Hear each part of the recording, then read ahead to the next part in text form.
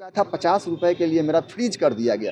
उस 50 रुपए के लिए हम लगभग 15,000 से एबव खर्चा कर चुके हैं। हम सोनपुर बिहार से आए हुए हैं उड़ीसा। मेरे साथ एक साइबर फ्रॉड हुआ है जिसके कारण मेरा अकाउंट को फ्रीज कर दिया गया। इसके कारण हमको उड़ीसा आना पड़ा। हम सर क्या किए कि हम एक मेरा शॉप है, वहाँ पे एक क्यूआर कोड बैंक का लगाए हुए हैं, जिस पे कस्टमर आया और सामान लेकर के क्यूआर कोड पे किया, जिसके कारण मेरा अकाउंट फ्रीज हो गया।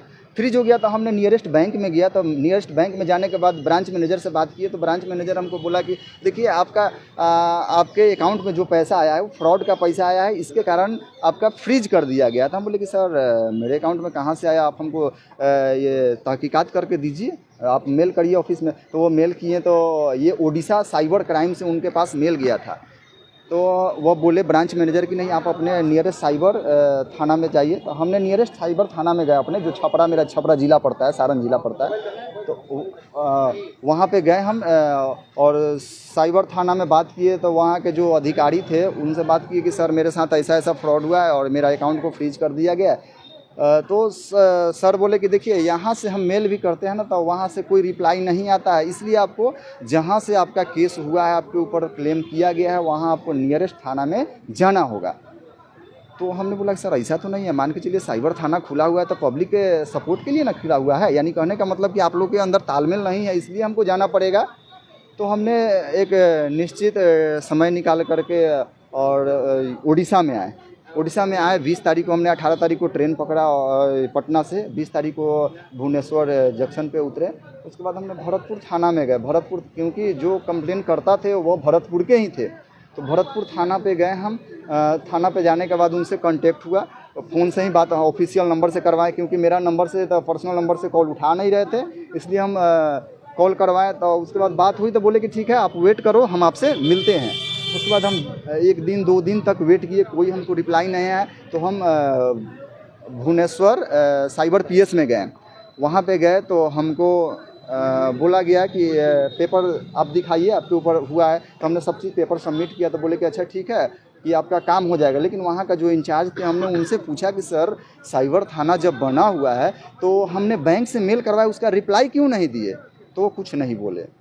कुछ कितना पैसा आया था आपके अकाउंट? मेरे अकाउंट पे सर 300 रुपये आया था, जिसमें से मेरा 250 रुपये वो निकासी हो चुका था। 50 रुपये के लिए मेरा फ्रीज कर दिया गया। उस 50 रुपये के लिए हम लगभग 15,000 से एबव खर्चा कर चुके हैं, आने जाने का खर्चा।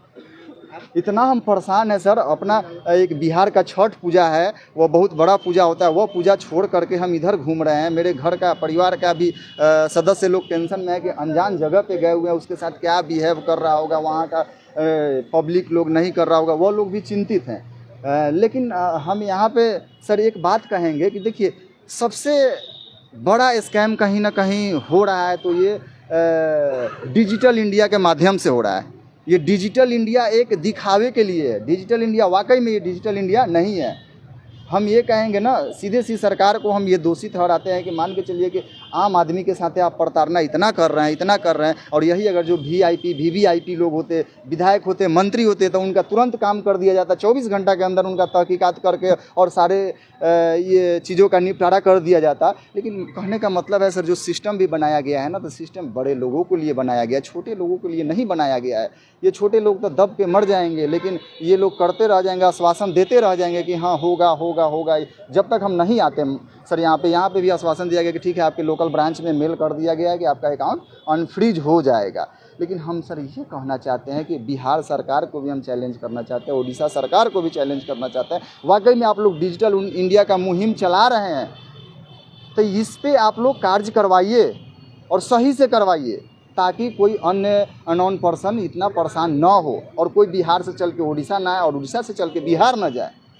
आप 50 के लिए? जी सर 50 के लिए, जी सर हम उड़ीसा आ गए। अब क्या करें सर, मेरा लेनी देनी मतलब अकाउंट से डेबिट क्रेडिट उसी से हमको चलना है, करना है। तो सर उसको तो हम अनफ्रीज करवाना। पीएस को सबक सिखाने के लिए आए वो? बिल्कुल, हम सबक सिखाने के लिए आए हुए हैं। हम ये कहना चाहते हैं कि सर मेरे साथ हुआ वो अगले कोई किसी के साथ ना हो, और ये आप ही लोग के माध्यम से, मीडिया लोग के ही माध्यम से ये हाईलाइटेड होगा कि हाँ देखिए बिहार से चल के यहाँ आया बेचारा 50 रुपये के चलते। हम 50 रुपये वहाँ पर थाना में पे भी किए अकाउंट से।